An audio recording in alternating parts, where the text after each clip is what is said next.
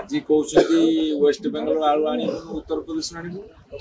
काली कहते उत्तर प्रदेश जाकि पंजाब रू आणबू सी आलूर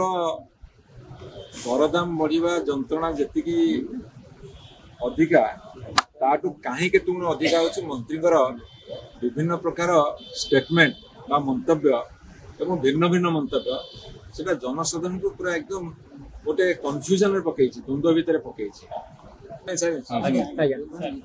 लगाण वर्षा जो पनीपरिया सहजरे मिलूनी पनीपरियार सबुज पनीपरियार दाम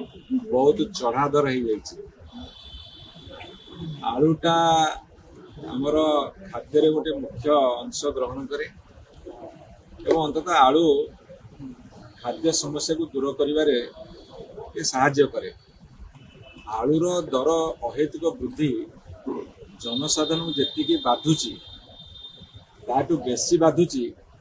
विभागीय मंत्री सबुदिन भिन्न भिन्न प्रकार स्टेटमेंट आज कहते वेस्ट बेंगल आलू आण उत्तर प्रदेश आणबू काली कहते उत्तर प्रदेश जाकि पंजाब रू आणबू सी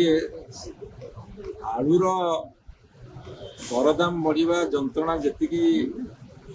अधिका ताठू कहीं गुण अधिका हो मंत्री विभिन्न प्रकार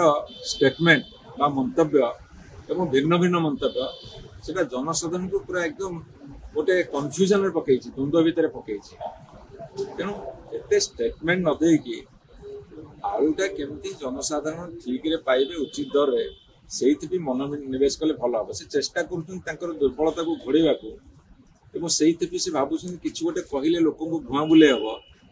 सेटा लुचेवा से अनेक कथा कहीकि निजक एक्सपोज कर सरकार को एक्सपोज कर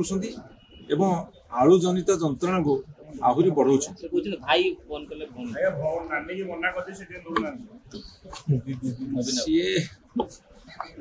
सी कथा कहली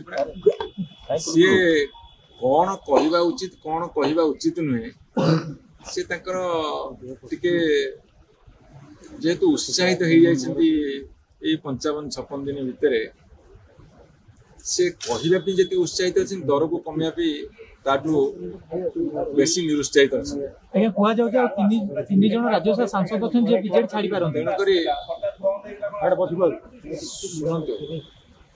सी कौ सूत्र खबर पाइल से कौ सूत्र सब खबर पाँच तेणु राति जब शोक स्वप्न देख सका उठ मंतव्य दब एवं निजर जो कथा से पारु ना निपारिलियापण को घोड़े जाकि आउ गोटे कथा कहीदे कि निजक विपदग्रस्त कर लोकंर जंत्रणा बढ़ाऊँ से क्षांत रही मनोनिवेश करूँ आलूर दरदाम स्थिर रखा।